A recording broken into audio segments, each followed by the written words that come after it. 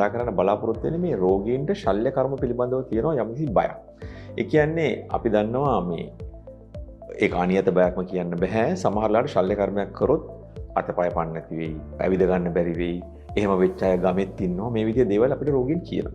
නමුත් මෙතන තියෙන ප්‍රශ්නේ තියෙන්නේ අපි ස්නායු රෝගයකට ශල්‍ය කර්මයක් ආවට ගියට කරන්නේ නැහැ.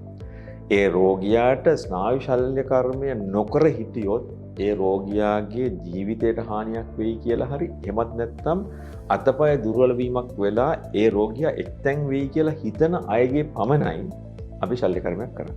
ඒතර එවැනි රෝගයක් තියාගෙන අනියත බියකින් සිටීම තුළ ඒ රෝගියාට වෙන්නේ හානියක් මිසක් වාසියක් නෙවෙයි. ඔබට තියෙනවා නම් එවැනි නරක අත්දැකීම් තමන්ගේ මිත්‍රයින්ට කාට හරි වෙච්ච දෙයක් ඒවට හේතු සාධක හොයන්න ඕන. ඒ හේතු සාධක සොයලා ඒවට නිසි ප්‍රතිකාර කිරීම මගින් ශල්‍ය කර්මයෙන් යම්කිසි ප්‍රශ්නයක් ඇති වුණා නම් ඒවට උත්තර හොයන්න පුළුවන්.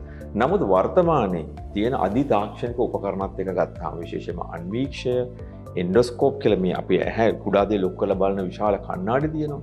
ස්නායු ශල්‍ය කර්මය තුළ පරීක්ෂා කිරීමේ හැකියාවන් තියෙනවා. මෙවැනි විවිධ උපක්‍රම භාවිතා කරන්න පුළුවන් නිසා නිසි අවස්ථාවේ රෝගයකට ප්‍රතිකාර කිරීමට තියෙන අවස්ථාව මගහැරගත්තොත් බොහෝ වෙලාවට රෝගීන් මේ ස්නායු රෝගය නිසා පසු කාලයකදී ඊට වඩා බරපතල තත්ත්වයකින් උදාහරණයක් හැටියට සමහරලාට ඇවිදින්මින් හිටිය කෙනා ඇවිද ගන්න බැරුව වෙනවා. සමහර කෙනෙක් රෝද පුටු වෙනවා. මේ ළඟදිත් මේ විදේශගතව සිටි කීප දෙනෙක් මාව එයාගේ වේදනාව වැඩි වුණා, වෛද්‍ය උපදෙස් ගන්න ප්‍රමාද වුණා.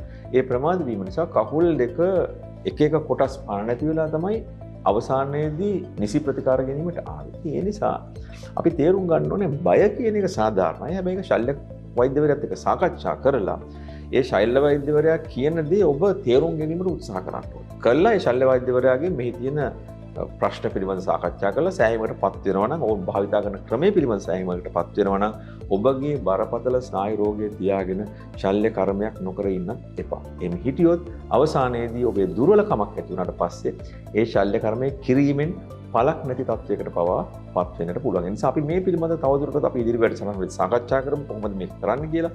නමුත් දැනට ඔබ තේරුම් ගන්න ඕන මෙහි ඇති වැදගත්කම.